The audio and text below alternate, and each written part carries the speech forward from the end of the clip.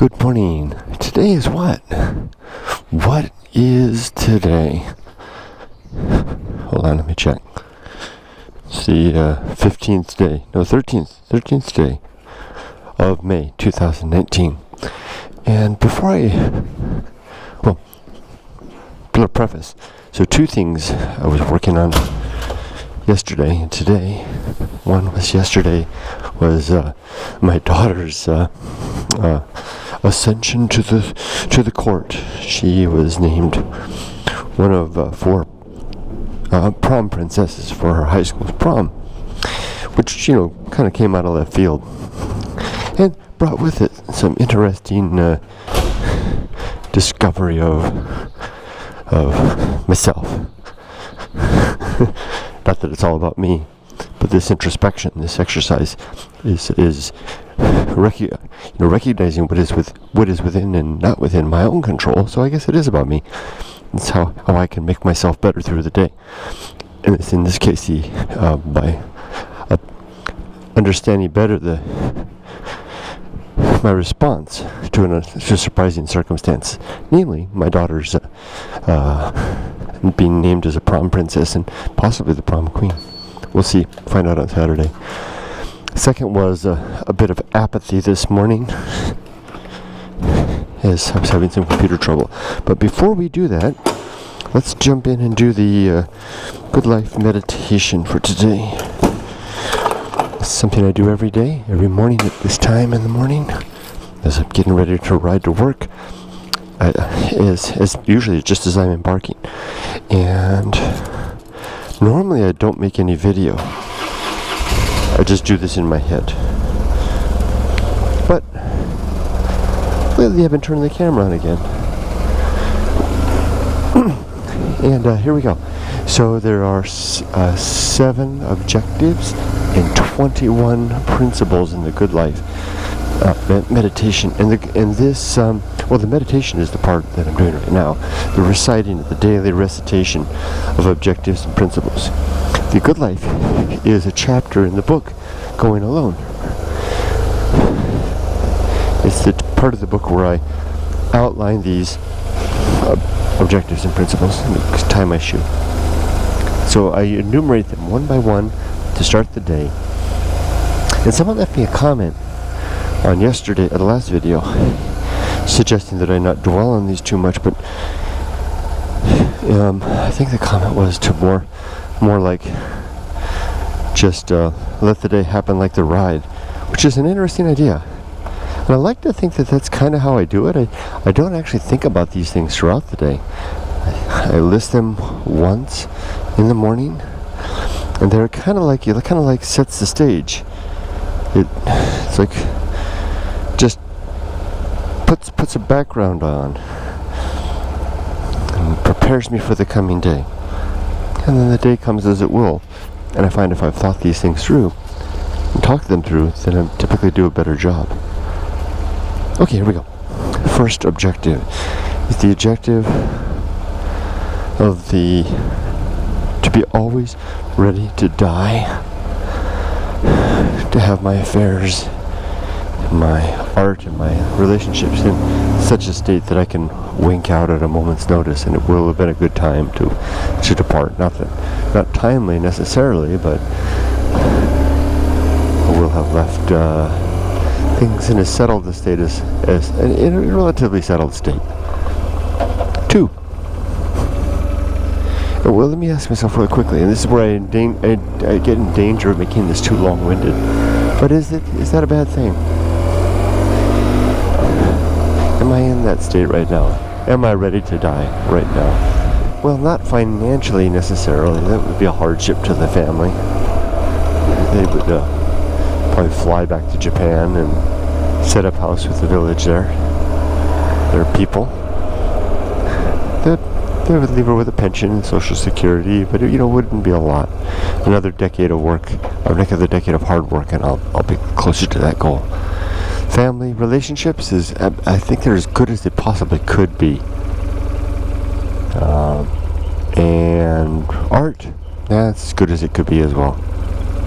The second objective is the good and effective use of time.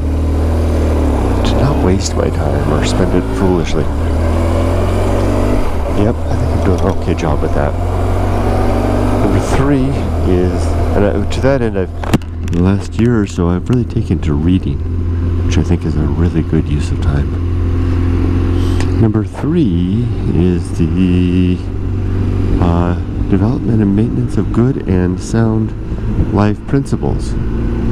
To have at my ready objectives and principles that are well considered and well explored and well tested, and that serve me through my life. I think I've got that too. Number 4 is the cultivation of good emotional reactions, just to react well to the circumstances of life. And this is, I'll be getting to that in a moment, because the second part of the challenge in the last 2 days was this a computer issue I had this morning, and I think I exercised pretty good emotional reactions to that, which was a rather worrisome thing this morning. Next is the performance of good actions, just doing good things. That's a pretty simple, self-explanatory one. Pick up a piece of trash, hold the door open for somebody, be courteous, be honest, all those things. Next is the recognition of true limits and true opportunity. What is really within and not within my sphere of control. That's very helpful. It kind of touches on apathy too, huh? And then the 7th objective is the objective of one thing slowly. So turn the speed down, Kurt. Let's get down to 55, which is the speed I like to ride at. That's a nice slow speed. One thing, ride my motorcycle slowly. One thing at a time through life. Everything slowly. Except, running from a lion. 21 objectives, 21 principles now. Principle number 1, the principle of war. To wake every morning ready to go to war with everything that I hold dear, to determine if it really be true. 2, the principle of reason, and the sub-principles of honesty and objectivity. To use reason as my instrument of determining what is true. To be honest with myself and to look at the world in an objective manner. 3, the homunculus. I pass that police officer passes me every morning. The homunculus, the little mortal who lives inside my head, looks out of through my eyes at the world, pulls the levers and pushes the buttons. He's the captain of my particular little ship, and he'll die with me. I have no reason to believe that I'll survive my death. My homunculus will perish with me. Number 4, the home of good and evil. Good and evil are the opinions of the homunculus, kept in a file cabinet there in the brain. Observations and determinations based on experience, in education, and indoctrination. Excuse me.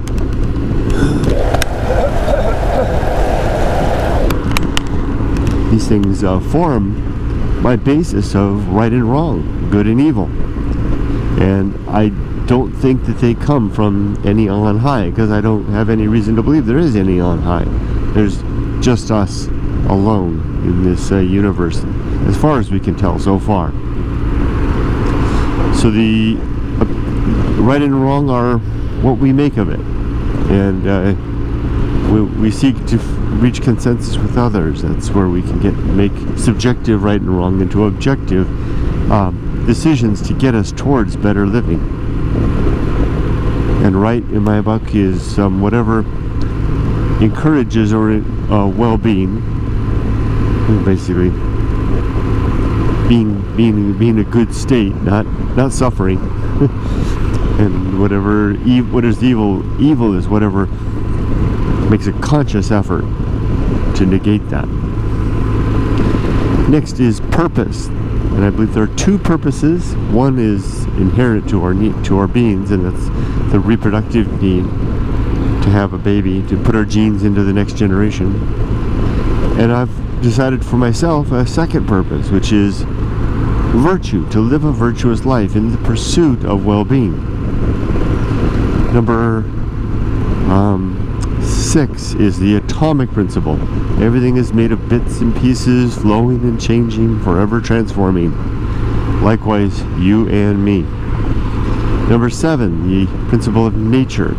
Not nature as in Smokey the Bear, but nature in terms of the nature of things. Then people have a particular nature based on their genetics and their constitution and their upbringing. The climate has a particular nature. Just about anything has some nature. That's that nature over there, that light to be green, yellow, and red. It's the nature of this car to either be driven by someone or to be stopped still in a parking lot. You know, you can extend this out to all kinds of things. It's the nature. I have 3 meetings that I need to attend today. It's the nature of the meetings to be collections of individuals there for sometimes an uncertain purpose, with some anxiety about the communication element, but there to achieve some end.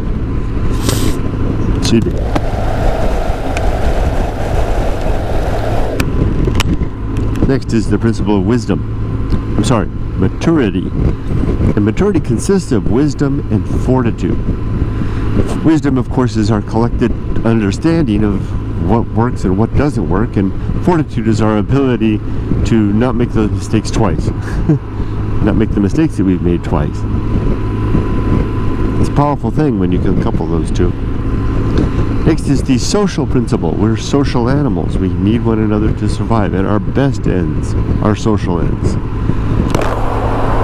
After that is new principle, the principle of public speaking. Try to imagine that whenever I'm talking about someone, that person is sitting right there in front of me, listening to everything that I say. This should have the effect of tempering my speech and preventing me from gossiping. It's a weakness that I've got. I don't think it's any greater than anyone else's. I think it's in fact my gossip is pretty minor in many cases, or that's not the right word. It's not a huge thing, not a huge part of my life, but I don't like it, and I want to stop it. So I came up with a principle to apply to remind myself to not do that. Next is the principle of the Feast of Oval. As we live, we're consuming the world around us, and every now and then we get upset because that consumption brings something yucky into our minds, and we spit it out, and we vomit our discontent and our upset to the world, and gosh darn the gosh dang it, we shake our fist at the world. And that has the effect of making others upset, well, kind of blowing off our steam, but it can make others upset or uncomfortable at least, and that kind of contributes to their own lack of equanimity, where they're put off balance, and they may hasten their own spewing out of the offal of unprincipled living. Just being cautious. I'm afraid this guy next to me might have come over into my lane. I think we're okay. And so the Feast of Offal carries on as one person gets upset and spews that out into their with the community of their fellows, which makes other people puts them off, and eventually they get upset, and on it goes. So I try not to engage in this by 1, not spewing, and 2, not consuming. And the not spewing is a challenge too, because I do tend to not that I get upset necessarily. I don't yell and rant or rave or stuff, but I can have enough, and typically I'll kind of reach a point where it's like, gosh darn it, I had enough of this, and I'll complain, and I'll bitch and moan, and I don't like that. I don't like being that kind of guy, so I try not to do that, and I try to find other ways to address my concerns. So I'm not, because my family and my friends don't, like I have any friends, They don't need to hear that stuff. Doesn't help anybody. So next is that was the Feast of Opal. Next is Temperance. And temperance is just our controlled consumption of all things, including our emotions. And I try to there's three sub-principles: suffering, simplicity, and apathy. We suffer when we deny ourselves what we want. Simplicity is a temperate form of life. Living a simple life is a temperate life. And apathy is the recognition of what is not within our control. Next is the agency and the great indifference.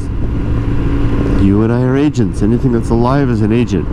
And we kind of cause the world to appear friendlier, or more congenial, more social, by the virtue of the fact of seeing one another and knowing about one another and interacting with one another, and also seeing each other's artifacts, all this stuff that we make that stands out from the contrast of nature itself, which is rocks and sticks and wind, which aren't very comforting in their own right.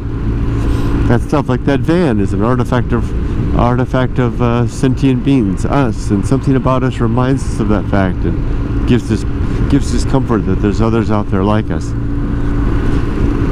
That thing that's not us, that's that nature, that raw nature, I call that the great indifference. And it can be quite unsettling. We can run from it all our lives without even knowing it's there. It's an astonishing thing. Next is the best seat in the house. Do not want to be anyone else, be anywhere else, or be doing anything else, but to be okay with where I am, what I am, and who I am. It's a tough thing to do sometimes, while all the while striving to improve. Especially because we get lost and distracted under constant, reminders to improve. So many things to improve. so much broken, so much imperfection. I'm speaking of myself, of course. I get lost in those thoughts of regret over past behaviors and decisions, and longing to be a better man.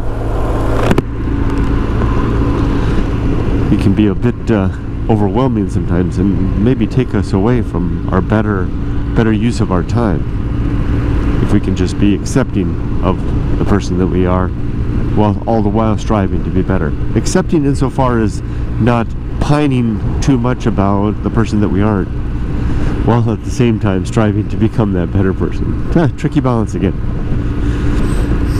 Next is the risk of avoiding risk. There are two levels of risk in life: the surface level risk, money, education, and a partner to live with, and the deep level risk of not living the life that we want to live.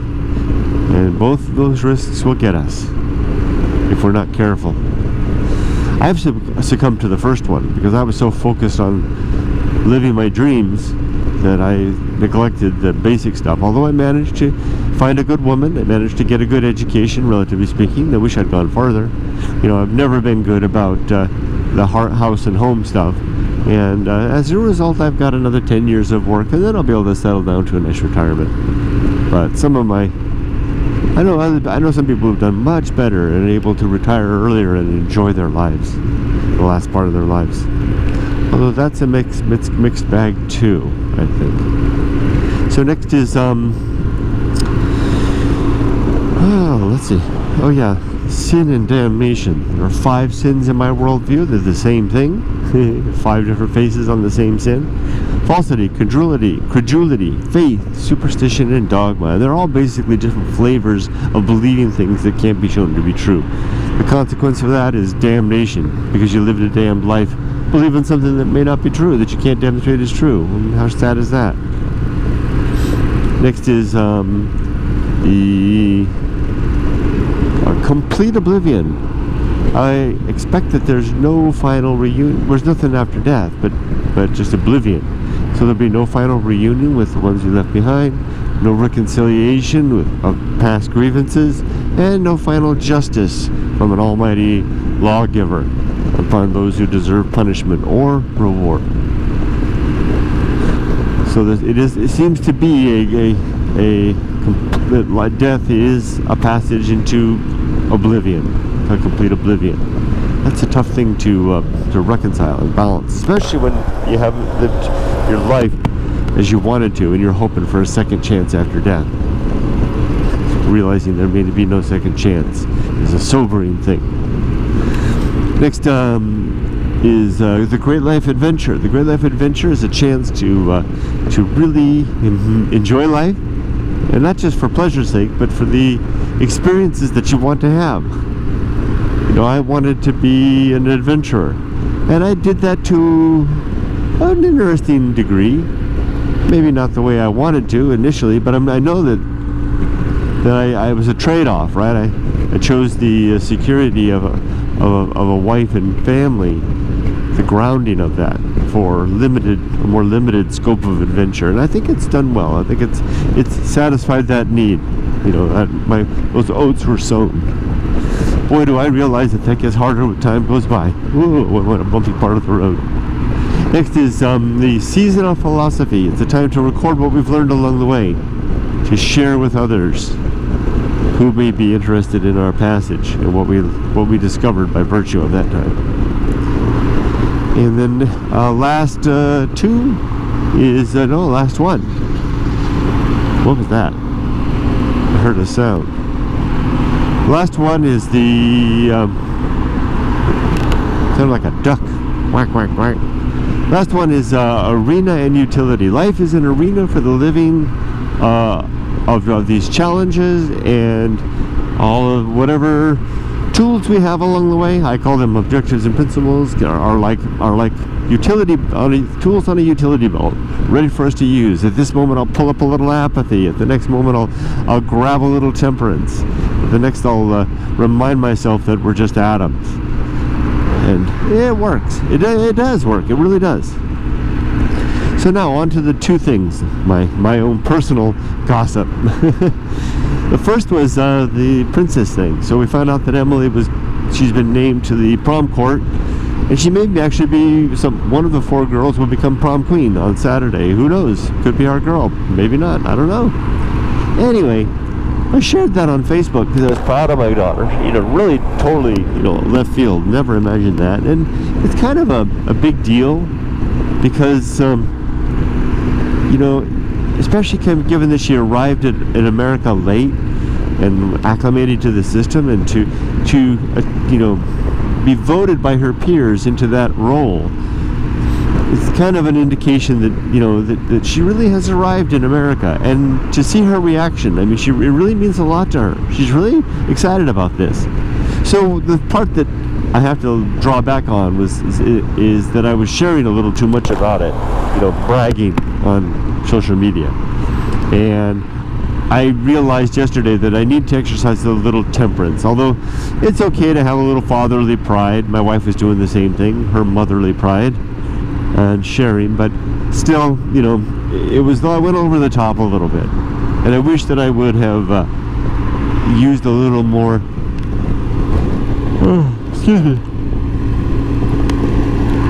pardon me, use my mind to think about it a little more, and then use a little temperance to rein that in. Once was enough. Sharing it once on Facebook was enough. The second thing was this morning, and last night, beginning of last night, my computer was acting up. Now, this is the laptop that I carry everywhere with me at work, and I'm a very busy guy at work. As a project manager, I go to a lot of meetings, and I lead all of them. And the gosh darn computer wouldn't start up last night. Lights would come on the keyboard, and it seemed like it was touching the disc was operating, but nothing would come on the screen. I tried rebooting several times, as best I could by holding the power button on and off. Nothing. And I was worried. And I was especially worried after this morning when I got up and I tried to do it several times, and it's the same problem. And I realized I might be in trouble today. I work for the government, so it's a really slow process to get a new computer. Meanwhile, my meetings would be coming up, and all of my meeting information is out there in the cloud. I need a computer to get on board. And guess what? I started panicking. And I started to realize that I needed a little bit of one of my principles, namely the principle, again, of temperance, particularly the principle of apathy. and the objective of recognizing what is and what is not within my control.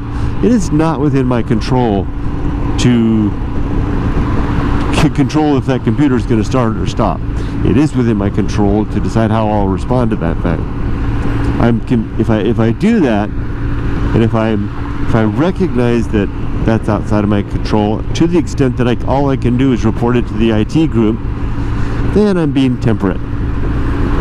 And I did that for about 20 minutes. I struggled. It was like trying to teeter on the top of one of those big bouncy balls in the circus that a clown stands on. And just teeter back and forth as I stood on that teeter-totter, trying to be temperate, trying to recognize what was not within my control and what was within my control. And it was getting exhausting. It's very hard.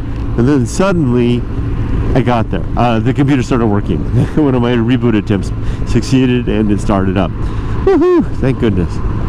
Anyway, so I didn't handle that as good as I like to, but I think with more practice I'll slowly get better. And with that, that's it for my Good Life meditation for today. Thanks for joining me. I hope you have a great day. Take care. Remember, be safe, but not too safe. Take care.